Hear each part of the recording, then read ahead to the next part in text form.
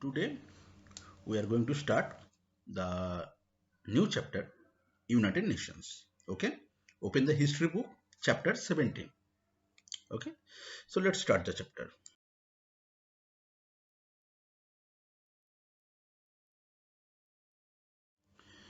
You know what?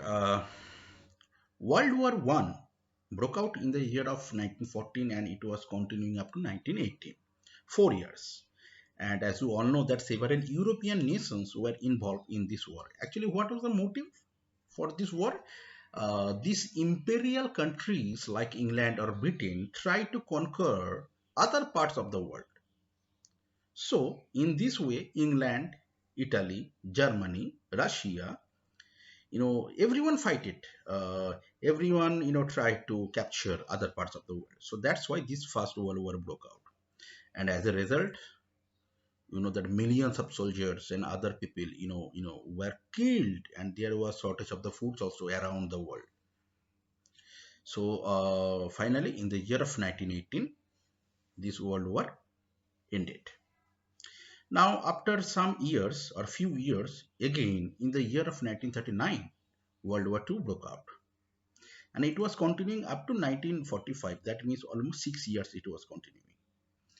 And as you all know that war cannot bring any kind of results.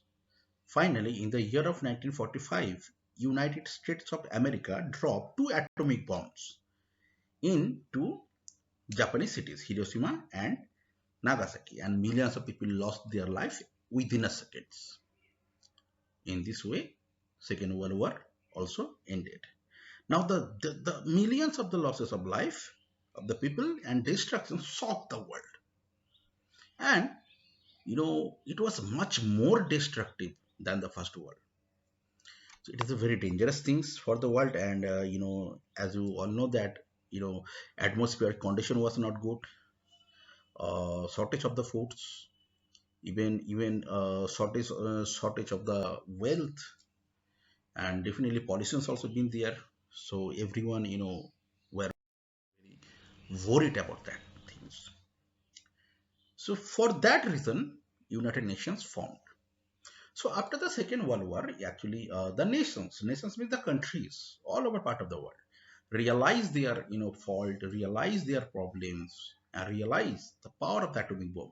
So they came together to solve the problems, and so that they can stop the war in the future.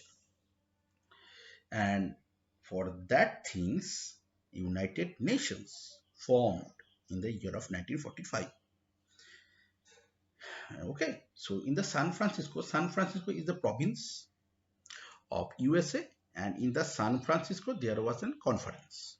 So in this conference, the rules and regulations of the United Nations, or you can say the Charter of the United Nations, were written, and on the basis of this charter, United Nations forms, right? And everyone has to follow these rules and regulations around the world. 24th October 1945, this charter was signed for the first time. Only 50 countries member, but now we have 193 members of the countries, and the latest member of this United Nations is South Sudan, because in the year of 2011 South Sudan became the newest country. Understood why the forming United Nations formed? Okay, now we'll talk about the aims. For what purposes United Nations was formed? Several aims were there. Okay, point number one, to maintain the international peace and security. Actually, definitely, United Nations wanted to maintain the peace and security so that no country can, invade other countries also. Followed. For that reason, United Nations maintained army, and this army was known as the peacekeeping force. They are not fighting. They are not fighting. They are recruited only to stop the war or maintain the peace. Like in the African countries like Congo or Tanzania or many countries, you can see the United Nations peacekeeping forces. They only maintain the peace and humanity. Okay. Point number two, aim to develop the friendly relation between the nations. I have told you in the World War I there was no friendly relations between the countries. So, Nations try to develop the friendly relation between the countries. If any kind of problems arise, then they can, solve their issues through talking. Okay. Now, point number three aims to encourage respect for human rights and freedom for all the people.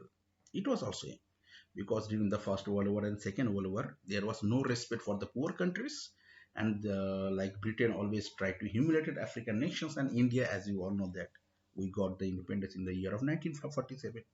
So it is also the aim of the United Nations encourage the respect for human rights and the freedom for all the people. For it, point number four aims.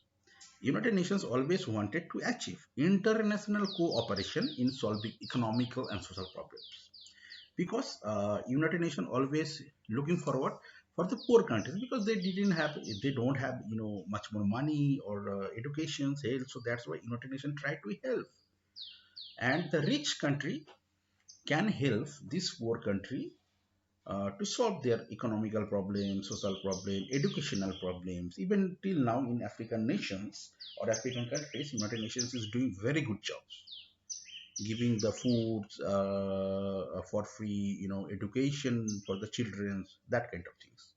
And point number five, United Nations, always, help every countries to fight disease and prevent the environment. Okay, or sorry, preserve the environment. As you all know that WHO, World Health Organization, is the part of the United Nations and is always trying to fight the diseases like vaccination programs. Right now is going on coronavirus vaccination program, and they are also giving the vaccines, free vaccines to the poor countries. Okay, even preserve the environment, so that for that reason every year we celebrated the World Environment Day, World Health Day, so that kind of things. This is the point number 5A. Point number 6A. There are only five aims, and I have told you the peacekeeping forces. This force is not for the fight. This force is only to maintain the peace and security in the disturbed area, like in the African countries, Congo, Tanzania, or Sudan, South Sudan. Okay, followed.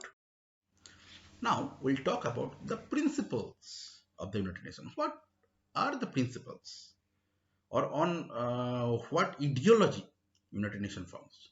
Like according to the United Nations, all countries, like poor or rich, are equal, and for the United Nations, all countries will be treated equally. Point number two principle is every country have to obey the charter, that means rules and regulations written by the United Nations. Followed.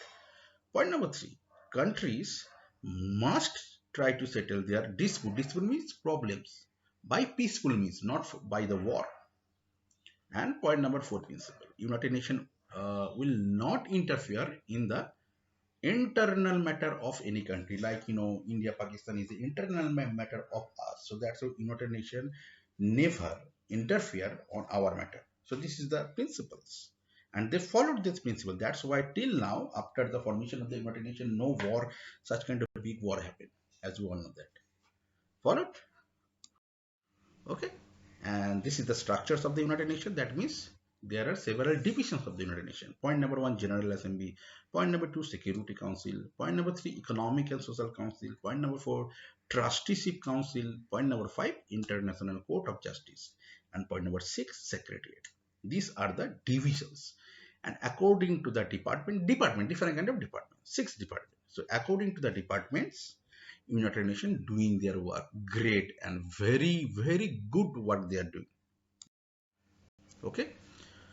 So what is the General Assembly? The first department. Under the United Nations rules and regulations, the functions and the powers of the General Assembly is there are. General Assembly is like the parliament of the country, right? So General Assembly is set up to discuss any kind of questions related to international peace and security. The members of the United Nations, they can discuss. Okay. Point number two, this General Assembly made up of 193 members countries, and every country has one vote. And okay, every country has one vote, and every year they held a meeting. So if any problem is there, so they can try, they try to solve these issues. Okay. Point number three: General Assembly wants to discuss and make recommendations on the power and function of any organ of the United Nations. That means other department which have of the United Nations, General Assembly can tell them for different kind of powers and functioning different kind of activities. Like the Parliament, Parliament can give the order na, to different minister or different ministry to different kind of things. So similarly, point number four: the budget of the United Nations actually only discussed in the General Assembly and approved by the General Assembly. Followed? Uh, Budget means actually every country contributed little bit some amounts so that they can help the poor people, needy peoples, poor countries also. So that's why United Nations budget every year. In this way, it was approving and discussing by the General Assembly only, not other department. Understood? Point number five: work of the General Assembly to make recommendation for the peaceful settlement of any situation which might harm the friendly relation among the nation. Suppose India, Pakistan try to throw the atomic bomb. Then United Nations can interfere. Then United Nations can tell to us that we can settle our problems with peace and humanity. So this is the work of the General Assembly, like the parliament of the country they are doing. Followed? So thank you very much. I hope you have understood. And if you have any problem, definitely you can contact with me through my WhatsApp or you can call me.